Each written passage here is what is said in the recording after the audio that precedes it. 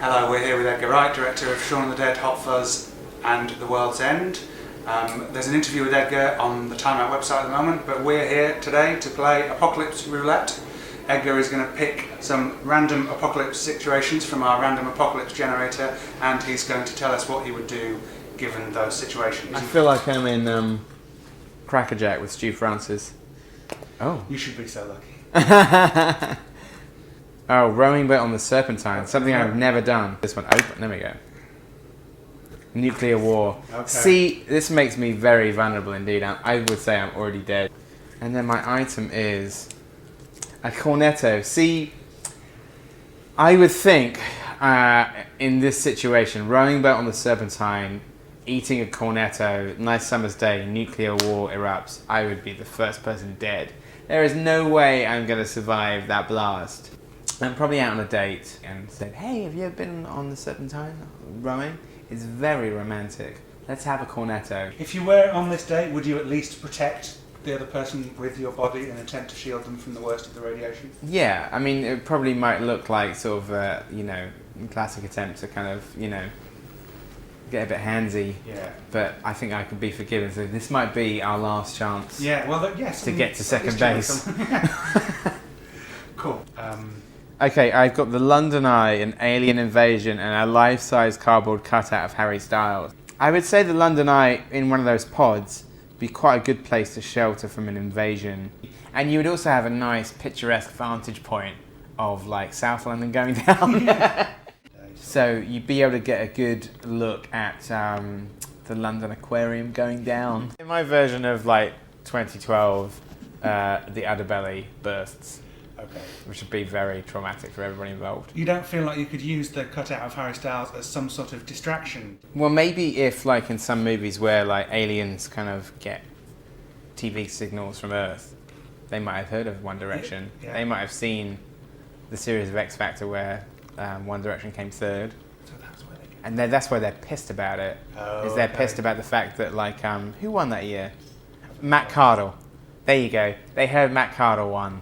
And they said, it should have been One Direction. Where's Matt Cardle now? One Direction are the biggest. They're going to go down to Earth and take over. So then you hold up the life-size cardboard cutout of Harry Styles and the aliens all bow down. And then you just have to pretend to be Harry Styles for the rest of your life. Maybe I'd cut a hole in the cardboard cutout so I could kiss older TV presenters. But that's it. Let's go. Trafalgar Square, bad place to be. Zombie apocalypse, very bad place to be. Especially, yeah. Hey. Copy of Time Out. But Trafalgar Square in a zombie apocalypse would probably be a bad place to be. There's nowhere really to hide. I mean, the thing that you could do is you get on top of one of those lions. Yeah. You've got your copy of Time Out and you read it from cover to cover several hundred times. I think what would happen is that I would be stuck on that lion in Trafalgar Square and I would know that particular issue of Time Out off by heart. But it would mean nothing anymore because I'd just be on that lion. That'd be like my little kind of the little sort of safe haven that's going to last for 72 hours. And then I would probably give myself up to the zombies. I'd be so hungry and so desolate. I haven't got a gun. I can't commit suicide. I probably have to throw myself into the zombies. So it's a bad ending. Rush Hour at King's Cross. Plague at King's Cross.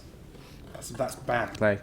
Simon Pegg. Well, I think Rush Hour at King's Cross, Plague, and Simon Pegg. The only way that Simon can help you is that he's more famous than I am, and so maybe the plague victims would rush towards him first.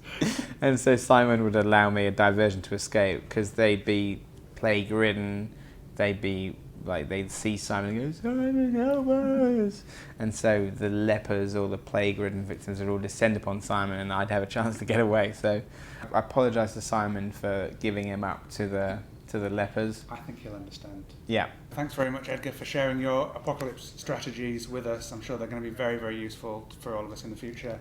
And remember to read the interview with Edgar on the website and go and see The World's End, which is in cinemas on the 19th. These are the worst Kinder surprises ever.